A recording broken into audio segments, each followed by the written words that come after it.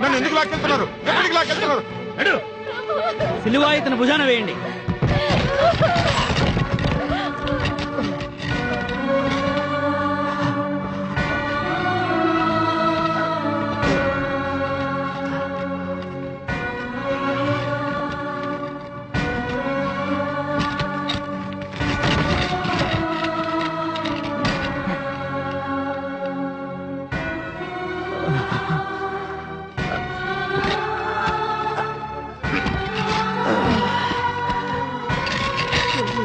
ఆశ్చర్యంగా ఉంది నికోదేమో.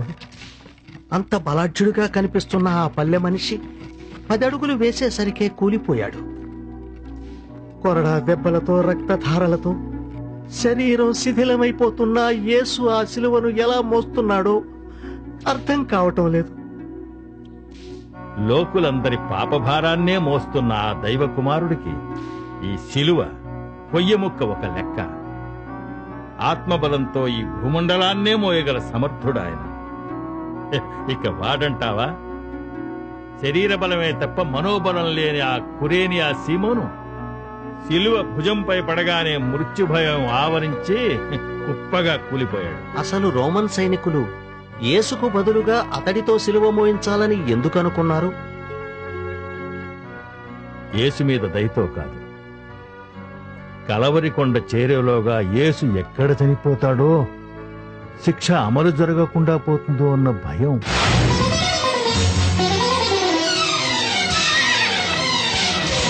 ద్వేషం ఈ భూమి నుండి కనుమరుగైపోవాలని, ప్రేమ ఒకటే మానవులకు ఊపిరిగా నిలవాలని, అణువణువున కరుణారుణ కాంతులు నింపాలని, మనుషులు చేసిన పాప భారం మోస్తున్నావా? నిన్ను చూసి కల్వరి రాళ్ల గుండె కదిలే, నిన్ను చూసి కల్వరి రాళ్ల గుండె కదిలే. నీ త్యాగం ముందు ఆనింగి మోకరిల్లే, నీ త్యాగం ముందు ఆనింగి మోకరిల్లే.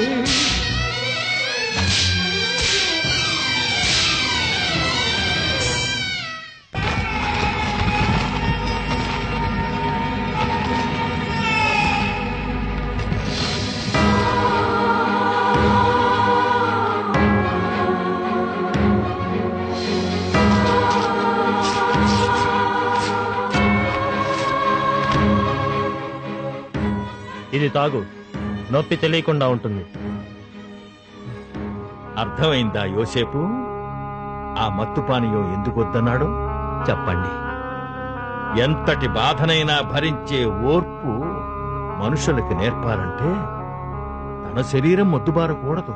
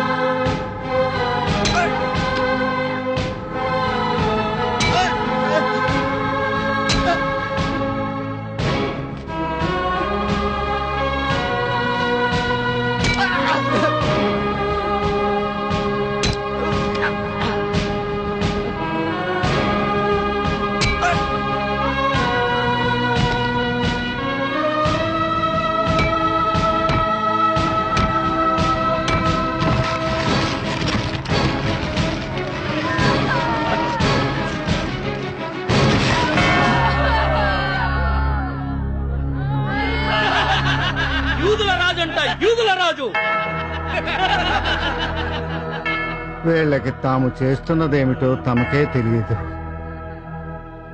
వీళ్ళని క్షమించు తండ్రి.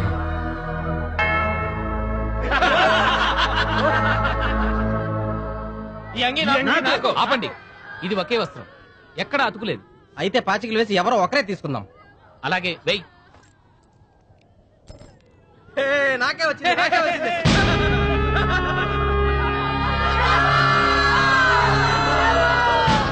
నీవు యేసువు కదా, అదే నిజమైతే నిన్ను నీవు రక్షించుకో, మమ్మల్ని కూడా కాపాడు. నీవు రక్షకుడు అని నమ్ముతా. విశ్వాసం లేకుండా మాట్లాడకు. మంచితనం మీద విశ్వాసం లేక చెడు పనులు చేసిన నేరస్తులు కనుక మనకి ఈ శిక్ష న్యాయమైంది. కానీ ఈయన ఏ నేరమూ చేయలేదు. ఎందరినో పాప విముక్తులు చేసిన కరుణామూర్తి. ఈయనకు శిలువ వేయడం అన్యాయం. దేవకుమార, నీవు నీ రాజ్యంలో ప్రవేశించినప్పుడు నన్ను గుర్తుంచుకుంటావా? తప్పక. మేడే, నువ్వు కూడా నాతో పాటు దేవుని రాజ్యంలో ప్రవేశిస్తావు. అమ్మా, ఇక నుంచి ఆ యోహానే నీ కుమారుడు. యోహాన్, ఆమె నీ తల్లి.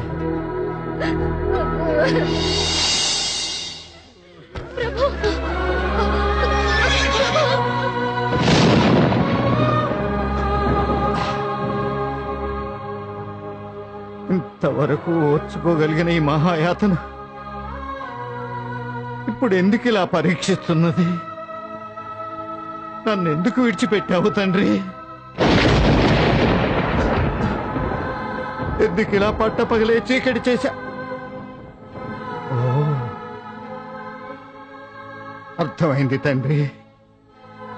నీ వెలుగు నా మీద ప్రసరిస్తున్నప్పుడు మృత్యువు నా దగ్గరకు రాలేదు కాబట్టి ఆ ప్రాణ కవచాన్ని ఉపసంహరించావా? త్వరగా విముక్తుని చేయటం కోసం ఈ చీకటి కల్పించావా తండ్రి?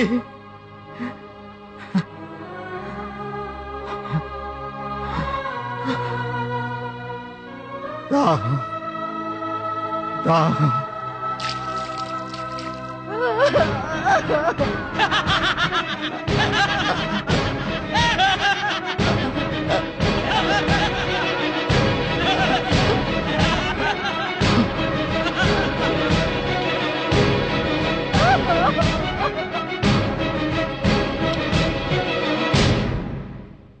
అంతా సమాప్తమైంది.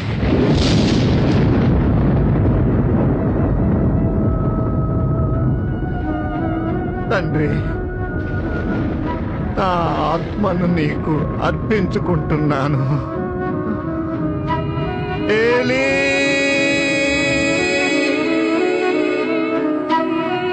ఏలీ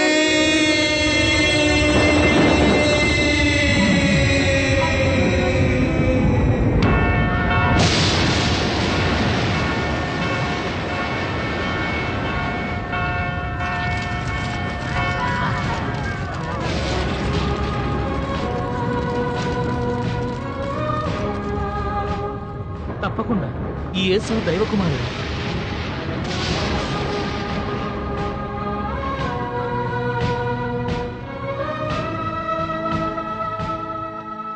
యేసు చనిపోయినట్టున్నాడు. ఎందుకైనా మంచిది, ఓ పోటు పొడి చూస్తానుండు. పోయినట్టున్నాళ్లే, పద.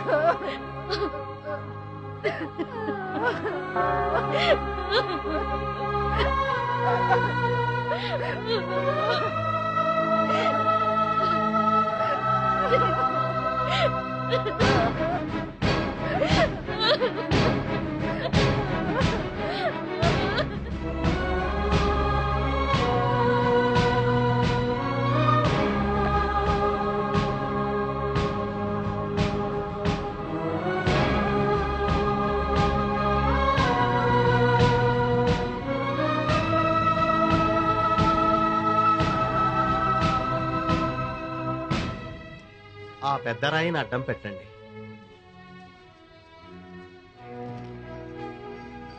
అదృష్టవంతుడివి అరిమత్త యోసేపు. నీకోసం సిద్ధం చేసుకున్న సమాధి మందిరాన్ని దేవుని కుమారునికి అర్పించగలిగావు. ఇంతవరకు ఎవరూ భూస్థాపితం కాని ఈ స్థలంలో ఆ ప్రభువును సమాధి చేసే అవకాశం ఇచ్చినందుకు యెహోవాకు కృతజ్ఞుణ్ణి నికోదేమో. ఇలా వదిలేస్తే అతని శిష్యులు శవాన్ని ఎత్తుకెళ్లి పునరుద్ధానుడయ్యాడని ప్రచారం చేస్తారు. గొలుసులు బిగించండి.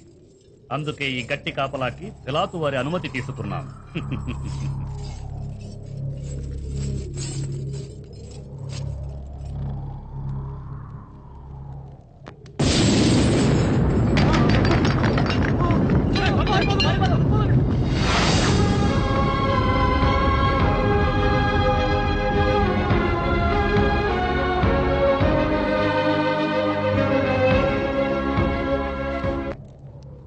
సుగంధ ద్రవ్యాలు మనం తీసుకెళ్తున్నాం గాని ఆ సమాధి ముందున్న బండరాయిని పక్కకు తొలగించటం మనకి సాధ్యమవుతుందా?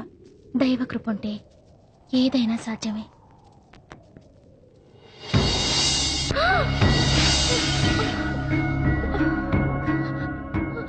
ఎవరో ఎత్తుకెళ్ళుంటారు. పదండి వెతుకుదాం.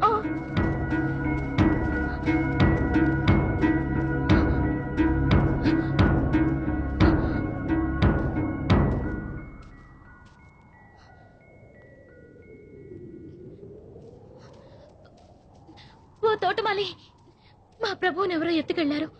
నీకు తెలిస్తే చెప్పు, మేము వెళ్ళి తీసుకొచ్చుకుంటాం. మగ్దలేనా మరియా? ప్రభు, ప్రభు, మీరు బ్రతికొచ్చారా? వెళ్ళి సోదరులందరితో పునరుత్థానం జరిగిందని చెప్పు. నా తండ్రి దగ్గరికి వెళ్లేలోగా అందరినీ గలీలియాలో కలుస్తానని చెప్పు. ఏమిటి ఏమిటి నిజంగా నువ్వు ప్రభువుని చూసావా మగ్దలేనా? ఎప్పుడు ప్రభువునే తలుచుకుంటూ ఉండడం వల్ల అలా భ్రమపడ్డావేమో. నువ్వు నిజంగా గుర్తుపట్టావా? నేనేం భ్రమపడలేదు. తన పునరుద్ధానాన్ని గురించి మీ అందరితో చెప్పమని ఆయనే నా దగ్గర ఆదేశించారు. ఏమో, నాకు విశ్వాసం అనిపించట్లేదు.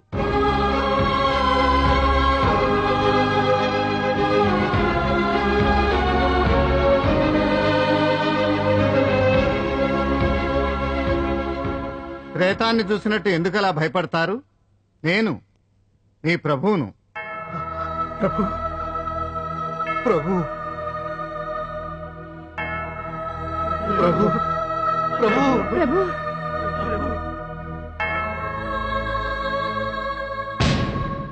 తోమా, ఇట్రా.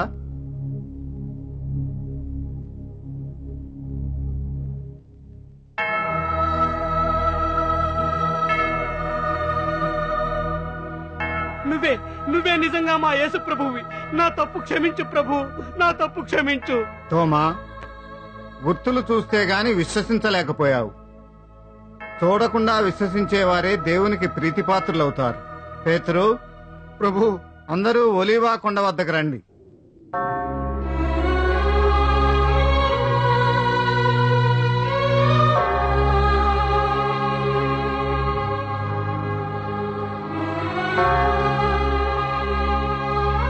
నా తండ్రి నన్ను భూమి మీదకు పంపినట్లే నేను మిమ్మల్ని ప్రపంచం నలుమూలలకు పంపుతున్నాను.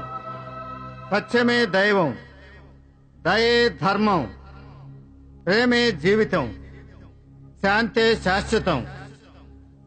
ఈ శాంతి సందేశాన్ని లోకమంతా వ్యాపింపజేయండి. ఈ సృష్టి ఉన్నంత కాలం నేను మీ వెంటే ఉంటాను.